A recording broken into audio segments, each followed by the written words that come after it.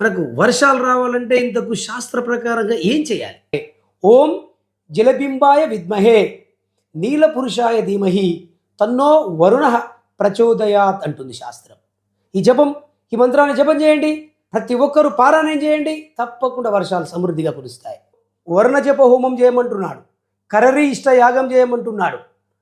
రుద్రాభిషేకం, మహారుద్ర యాగం, మరి అమృతవర్షిణి రాగ ఆలాపన, మళ్ళా విరాట పర్వ పారాయణం, అలాగనే సముద్ర నది పూజలు, ఇకపోతే జలావాసము, వరుణ జప, గాయత్రి మంత్ర జపము, మరి కప్పల పెళ్ళిళ్ళు, గంగమ్మ జాతరలు, ఇవన్నీ చేస్తే మనకు సమృద్ధిగా వర్షాలు కురిసి కరువు కాటకాలు తీరిపోయి పంటలు సమృద్ధిగా పండుతాయని మనకు శాస్త్ర ఆచారం. చాలామంది వర్షాల కోసం తప్పుడు ఆచారాలు, అనాచారాలు చేస్తున్నారు. ఎవరు పెద్దలు ఋషులు చేయనటువంటి కార్యక్రమాలు, మన తాతలు ముత్తాతలు చేయనటువంటి కార్యక్రమాలు, శాస్త్రాలలో ఎక్కడ లేని కార్యక్రమాలు చేస్తున్నారు. వర్షాలు పడకపోతే ఊరి బయటికి వెళ్ళి చాలామంది ఊర్ల ప్రజలందరూ పోయి ఎక్కడంటే ఎక్కడ చెరువుల దగ్గర అక్కడెక్కడ కూర్చొని మరి మాంసం తిని మందు దాగి రావడం వల్ల వర్షాలు వస్తాయని చాలామంది అపోహలు కల్పిస్తూ అనాచారాలు చేస్తున్నారు. దీనివల్ల కరువు కాటకాలు పెరుగుతాయి తప్ప వానలు రావు.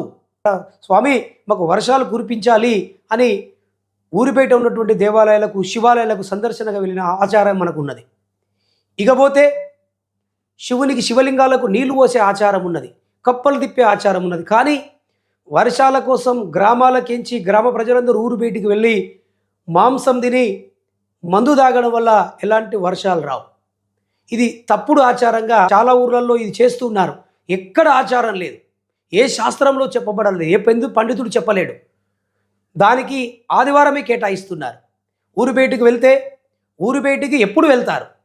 ఊరు గ్రామ ప్రజలందరే ఊరిలో రోగాలు వస్తూ ఉంటే, ఎక్కువ మంది చనిపోతూ ఉంటే, ఊరికి అరిష్టం వెంటాడుతుంటే, ఊరికి దయ్యాలు, భూతాలు, గ్రహబాధలు, పిశాచులు వెంటాడుతుంటే గ్రామాన్ని వదిలిపెట్టే సందర్భాలు గంపజాతరలుగా చెప్పవచ్చు. కానీ వర్షాలు రాకపోతే, వానలు కురవకపోతే గ్రామాన్ని వదిలిపెట్టి ఊరు బయటికి పోయిన ఆచారము శాస్త్రీయ ఆచారం కాదు. మళ్ళీ ఎందుకు వెళ్తున్నారు ఆదివారం రోజే అంటే, తినడానికి తాగడానికి వెళ్తున్నారు, వర్షాలు రావడానికి కోసం అని చెప్తున్నారు. కానీ తినడానికి తాగడానికే వెళ్తున్నారు. భగీరథులాగా తపస్సు చేయాలి. భగీరథులాగా ఉక్కు సంకల్పం ఉండాలి.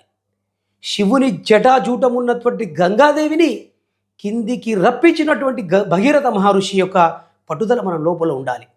మనకు వర్షాలు రావాలంటే భగవంతుని ఆరాధన చేయాలి.